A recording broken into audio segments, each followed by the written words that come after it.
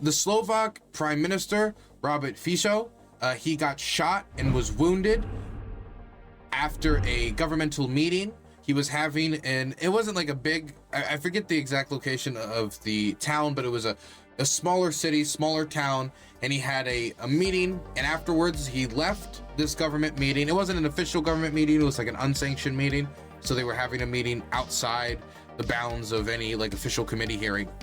And he walks out to this crowd who was out there to meet him, and after he walks out to the crowd, a man in his 70s pulls out a pistol and then shoots him 5 times. The bullet hits him on multiple occasions, including his stomach, and he is then dragged off into his car before being driven off to a hospital that's closer rather than further. They talked about bringing it over to the capital, but they made the assertion that he was in critical condition, and the sooner they can get a medical help, the better. Let's look at some footage. Now, understandably, we can't look at all the footage, but we're going to look at the footage we can from immediately when the shooting took place.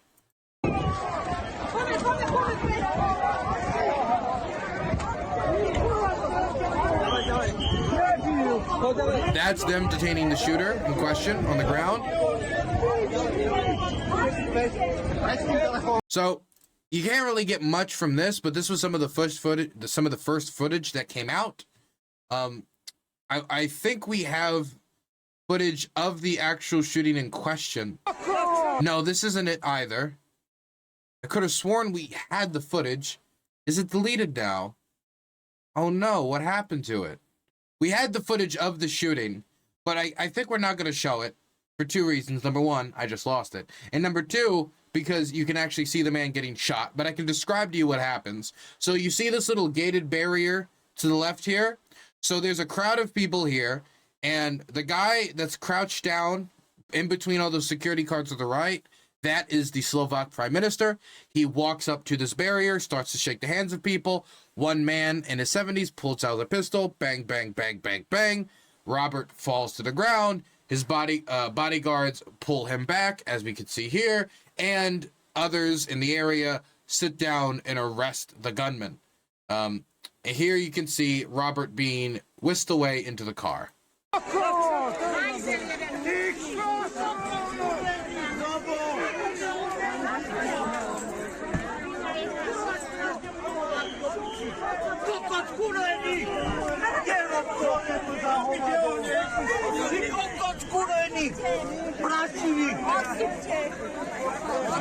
Okay, so this is pretty big. This is an assassination attempt, the first one in Slovak history since it's become an independent state after the collapse of the Soviet Union. This is really big for Slovak politics and very worrying. So immediately I saw a bunch of people jumping to conclusions about why the shooter did this, who the shooter is, what his motivations were. And we do have some footage of the shooter, an over 70-year-old man, I believe he was like 72 or 74, who shot the man, who said on camera that the reason he did it was because he disagreed with the government's policies. Now, that could mean anything. I've seen some pictures trying to tie the shooter, which I am purposely leaving the name out of at the moment, trying to tie the shooter to pro-Russian paramilitary groups. But as of right now, I'm not going to flirt with trying to find out why he shot the man. Because when we're talking about Robert, by the way, here's one example of people speculating as to why the guy shot him. Here is the head of RT, Russian propaganda Simeon, promoting the idea that actually that this was Ukraine's fault and that it's Ukraine that did this. It does have to be boring, doesn't it? When the answer to every disaster, every catastrophe, every terrorist attack, everything is just Ukraine did it. It has to be boring when your job is commentary, right? Like, I understand that money from the job is great, but life isn't just about building some numbers, it's about experiencing things. And I would like to experience things through my work, cover different topics, learn new things. And if this is just the answer to everything, I got to imagine eventually it's got to be such a drag. It's got to be so dull to be like, oh, President Putin stubbed his toe. The Banderites shall pay. there's no confirmation that anyone tied to Ukraine did this. There's no confirmation that the person has deep ties to Russia or anything like that yet. Right now, all we know is the guy was shot. And so I need to repeat my time-old adage of just shut up. Just shut up. Just shut up. Just shut up. You are not the police. You are not this man's family who got shot. You are not the family of the assassin. You are not, like, you have no big personal stake in immediately designating who got him and of the guy who shot him, why he shot him this early on, when you can just wait. There are so many different internet sleuths. The whole reason I know about possible ties to different paramilitary groups is because of those internet sleuths who immediately went digging on this man, who's a writer and an activist, and it was like they immediately started turning up all this information. So just wait, and you can have all the information after the fact, so you don't have to go out there and race to grab the algorithm. Because I know why the people on a lot of social media accounts do it. They race because they want to be the first one to get all the likes. They want to be the first one to get out the story, so then they can get the interactions. But you out there trying to make sense of this, you don't need to jump into the conclusions at this point. You can just wait. And that's a benefit, because that means you can wait until you have all the facts and all the figures to look at all together. So, why we don't know exactly how he was shot, because, why he was shot. Sometimes, depending on, if a Georgian MP got shot right now in the Dream Party, you could make an assertion that the reason that they were shot was probably in relation to the giant protests in the country against the Russian law, against the foreign agents law. But with this guy, it's much more difficult. And the reason why is that Robert, who, by the way, I should throw this out there before we talk about possible different motivations, he is in critical condition. He is not stabilized yet. He very well could die. We just don't know yet, and we're waiting. I'm not a doctor. I haven't seen his condition, so I don't know exactly how bad the situation is, if he's recovering, if he's not. But he's been in critical condition for hours. So we're really waiting to see if the man's going to die or not. Where was I? But the reason why is that this guy has been in Slovak politics since the early 2000s. I mean, he was, when the communists collapsed, he tried to partner with the communists, was not able to get a ministerial position, so he started his own party, and then he's been involved in politics ever since the early 2000s. I mean, technically before the early 2000s, if we're talking about the immediate post-Soviet period, which is where he got his political start. And so if you include his last premiership, because he was prime minister on two separate occasions, one for a longer period, one for a much shorter period, both of which ended in semi-scandal, one of which he was unable, after winning an election, to attain a majority to govern because he was unable to make a majority even though he won the election. He's somebody who's been accused of corruption quite a lot in his career. He's somebody who's quite homophobic. He's somebody who's politically divisive.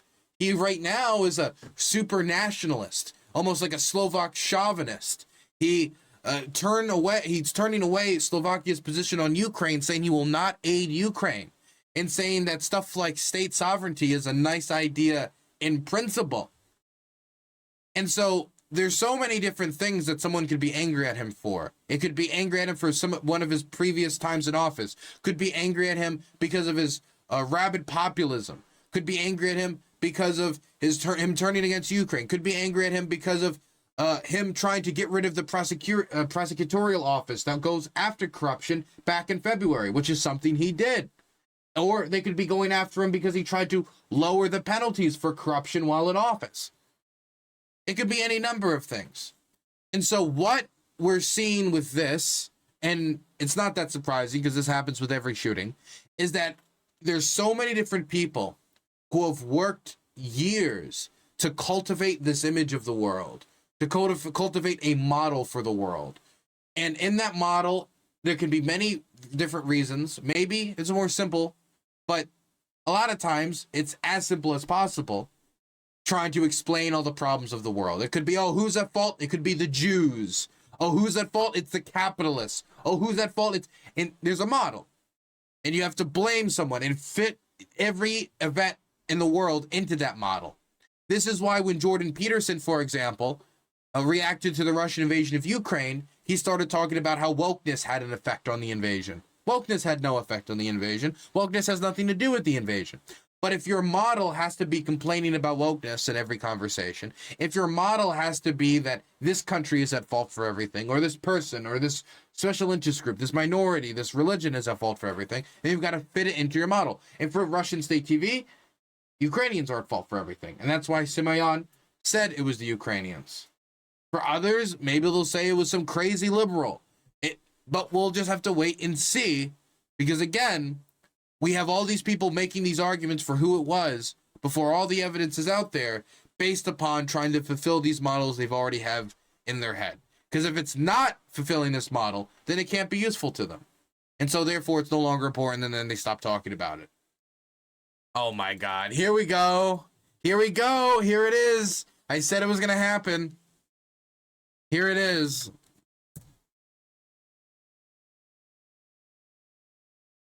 Robert Fico, the Prime Minister of Slovakia, who's been a very open critic of the West war in Ukraine, have been shot. Robert Fico was meeting with supporters when a gunman hiding in the crowd shot him in the head and in the chest. Robert Fico is currently in critical condition, and we will know his fate maybe a few hours after I finish this video. This is very significant and interesting because Slovakia...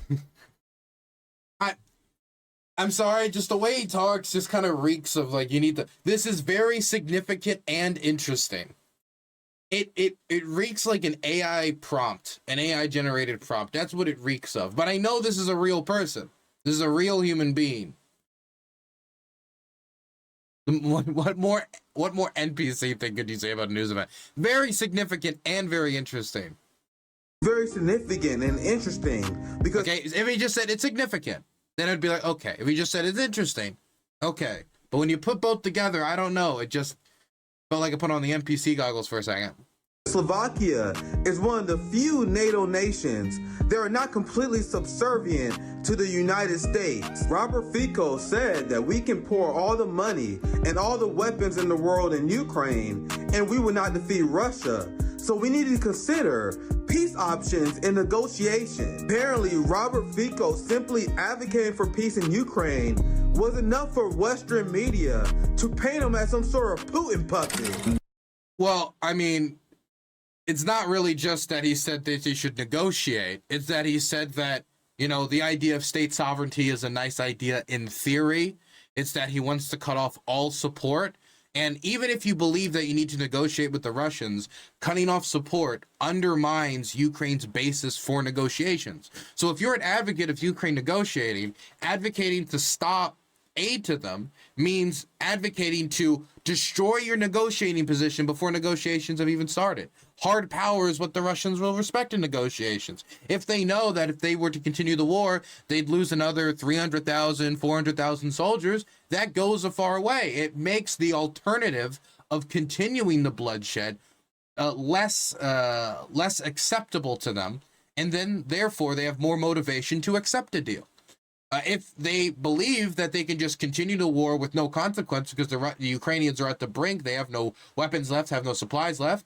I mean, Putin recently said, why would we end the war because Ukraine's run out of ammunition?